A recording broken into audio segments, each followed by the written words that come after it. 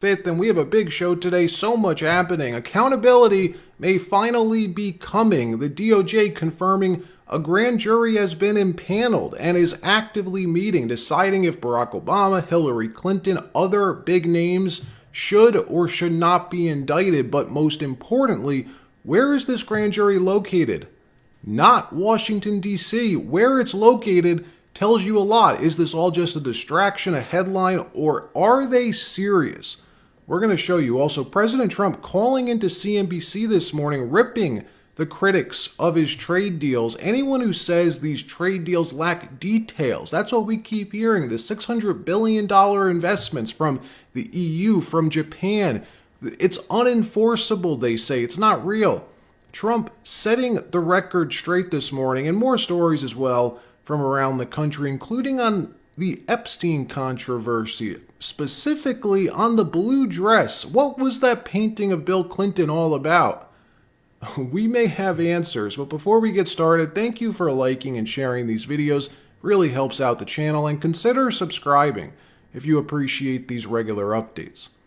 Yeah, Phil. So look, this is a big step forward because now we've moved from beyond the stage of reports and referrals and political statements into what appears to be an actual criminal investigation by the Justice Department. Well, Will, good to be with you. This is coming out of the Justice Department. Fox News can confirm that Attorney General Pam Bondi today signed an order directing an unnamed U.S. federal prosecutor to take evidence to a grand jury relating to an alleged conspiracy to tie then 2016 candidate Donald Trump to the country of Russia. Now, Fox News reviewed the one-page order just hours ago signed by the Attorney General. A source familiar with the probe confirms this as well. So we've been waiting, purposely not reporting too much on the Russiagate Hoax investigation. We wanted to make sure the push for accountability was real, that it wasn't just a smokescreen, especially because Tulsi began these declassifications right around the time of this whole Epstein debacle. Well, we now know it is real. Last week, Pam Bondi authorizing a strike force to investigate the conspiracy. A strike force,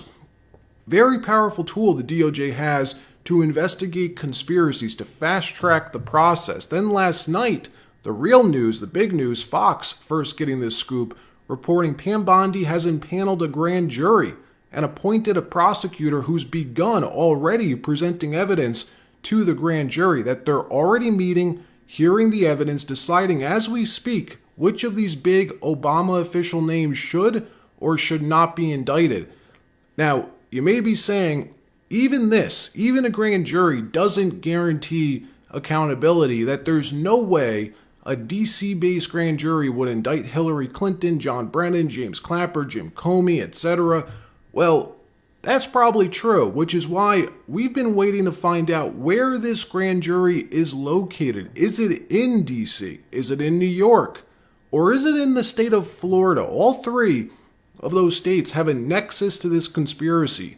Where DOJ decides to impanel the grand jury can tell us a lot about how serious all this is. Are they looking to use it as a distraction, or are they looking to deliver finally real accountability? Well, we're learning that Pam Bondi most definitely means business. We're hearing the grand jury has been impaneled, not in DC, but very likely in the Sunshine State, the great state of Florida. Watch. This is a major development. We told you last week that Pam Bondi, the Attorney General, had given permission for a strike force to begin. That's a very specific tool the Justice Department uses on major conspiracies. And we told you then we would know it was getting serious when the grand jury jumped into action. We now know that a grand jury will be impaneled. Most likely, my sources are telling me, it could be in Florida, where the raid of President Trump's Mar-a-Lago home happened. So that is the very latest. Which means indictments are very likely coming. I wouldn't be reporting on it if I thought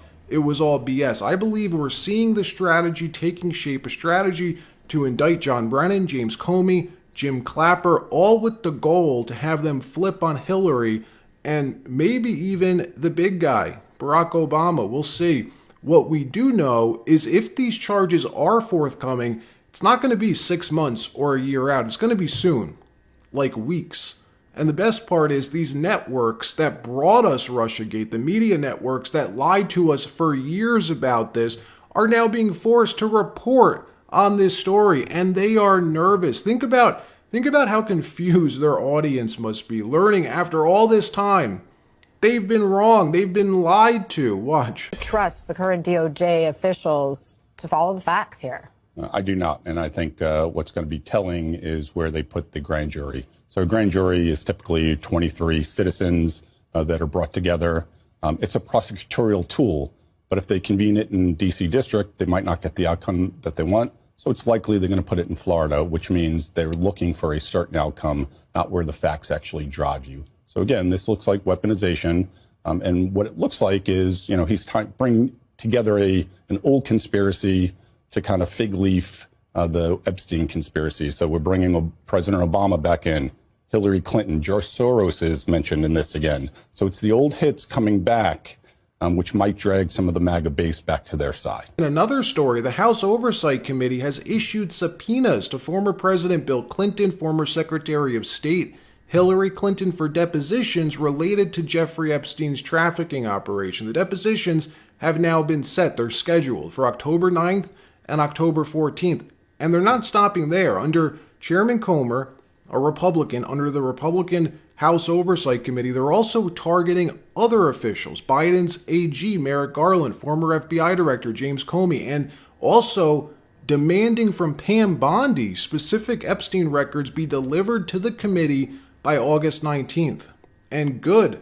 Never, not once, has anybody ever asked Bill or Hillary Clinton to account for why. Why in the world did Epstein have a painting of the former president, his friend, in a blue dress inside his Manhattan home? Anna Paulina Luna promising to ask Bill this question. Do you know why? Why were you painted with a blue dress in his home? Have you ever worn a blue dress? She's promising to get to the bottom of these questions. In another story, President Trump this morning deciding to call in off script, off the cuff, to CNBC's Squawk Box, making a lot of news. One part of the call, which I thought was great, was when Trump learned that since he became president, 1.7 million foreign-born workers have left the workforce, meaning Trump's immigration policies have opened up 1.7 million more jobs to Americans. Got the highest vote in the history of Texas, okay? By a lot. Mr. President, can I ask you back to the economy and just on some of the things we've seen with the jobs report, the weakness in those numbers that came out last week? People are trying to figure out where the weakness is coming from. Part of it may be because of immigration. Now, people voted you into office because they were concerned about immigration policy in this country. But if you look at the jobs report last week, it did show a 1.7 million drop off of foreign-born workers from March to July. And that's a great number, by the way. That's a great number. Because it means we're putting Americans to work. Well, the problem is immigrants have accounted for more than half of the U.S. workforce growth over the last 3 years. We pointed this out in Sunday's video that somebody needs to tell the president about this. Finally, they have. Additionally, Trump went on to announce the White House is about to unveil a major new executive order that will punish big banks who discriminate against conservatives and crypto companies, something which Dems still try to pretend isn't happening, never happened, doesn't still happen, when we have countless examples that it does. Well, this new EO directs bank regulators to investigate whether any banks have violated the Equal Credit Opportunity Act or any other protection laws. And if they have, will be on the hook for these massive monetary penalties and other consequences. Trump saying this EO is coming within a week and sharing that anyone claiming this doesn't happen is just lying, that it even happened to him. Roll the tape. On a different topic, the Wall Street Journal is reporting that you're prepping an order that they say would punish banks that discriminate against conservatives, including potentially Bank of America. I'm going to be actually talking to Brian Moynihan here later today. Can you tell us about that executive order? What's in that? And what do you think the banks have done? Well, they did discriminate. I had J.P. Morgan Chase. I had hundreds of millions of dollars in cash. I could see if they want to... if they want to do something bad because you don't have any money and you're defaulted and they took people out. But I'll give you me as an example. I had hundreds of millions. I had many accounts loaded up with cash. I was loaded up with cash. And they told me, I'm sorry, sir, we can't have you. You have 20 days to get out. I said, you got to be kidding. I've been with you for 35, 40 years. They said, and I mean, I had all this. I didn't know what to do with it. And I went to, and you could ask him, maybe he's not going to admit it. So I said, I was informed by my people that we have to get out of Chase Manhattan. That's Jamie and J.P. Morgan Chase. So I said, I can't believe it. Well, I was never in this situation before. I've never had anything like it. And it's not like, gee, you defaulted on a loan. Geez, if I could understand that, that's different. But there's no default. I mean, there's nothing but cash. I have a really great company. And then what happens is I call up Bank of America routinely because when I was president, this was after I got out, by the way, I call up Bank of America routinely, and I speak to him, and I speak to a couple of people, and they have zero interest. Brian was kissing my ass when I was president, and when I called him after I was president to deposit $1 billion plus and a lot of other things, more importantly to open accounts, which banks always like. They like accounts because they get interest-free, the overnights and things, a lot of reasons for it, but they like accounts. I had hundreds of accounts, and he said, we can't do it. No, we can't do it. So I went to another one. I ended up going to small banks all over the place. I mean, I was putting 10 million here, 10 million there, did 5 million, 10 million, 12 million. I have them all over the place, the craziest thing. And it's lucky I even had them. They were doing me a favor. And that's because the banks discriminated against me very badly. And I was very good to the banks. I had the greatest economy in the history of our country when I was president. And by the way, our economy now will blow that away, and you see it happening. But our economy now, because we're a rich country again, because of our trade deals, we've become a rich country again. But no, they totally discriminate against, I think me maybe even more, but they discriminate against many conservatives. I told that story and sitting around tables with other people that were conservative or Trump supporters. I think the word might be Trump supporters more than conservative. And I believe what they did is they went to the regulators. Banks are not afraid of anything but a regulator. They're regulators and their wives. They're more afraid of their wives than the regulators. But the group they're really afraid of is bank regulators. And I believe that Biden or Kamala, and I don't think they're smart enough to do it, but the people that are surrounding the beautiful Resolute desk, the high IQ people that are radical left, I believe they told the banking commission, the bankers, that the banking regulators do everything you can to destroy Trump. And that's what they did. And guess what? I'm president. How did that happen? President Trump also addressing the criticism of his trade deals. All the critics who've been saying there's no details about these big, giant foreign investments that you're touting. The EU's $600 billion, for instance. Where are the details? Are there any teeth to the deal to make sure they actually invest this money? Trump setting the record straight on this. But I'm just going to say, before we play this, that isn't even the big part of the deal. In my opinion, the important piece of the deal, of all these deals, is that we no longer have a trade deficit with these countries. Them dropping their tariffs to zero and allowing us to tariff them 15%, counteracting their VAT taxes and essentially giving the U.S. a trade surplus for the first time. That's the win. That's the impressive part.